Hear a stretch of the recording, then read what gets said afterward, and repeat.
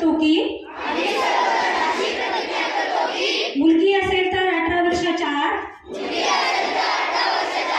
मुलगा असेल तर 21 वर्षाच्या आत आम्ही बालविवाह करणार नाही। बालविवाहाच्या कोणत्याही कार्यात सहभागी होणार नाही। तसेच बालविवाहास प्रत्यक्ष अप्रत्यक्ष मदत करणार नाही। बालविवाहाने मुलीच्या शैक्षणिक, सामाजिक व शारीरिक आयुष्यावर दुष्परिणाम होतात, याची आम्हाला जाणीव आहे।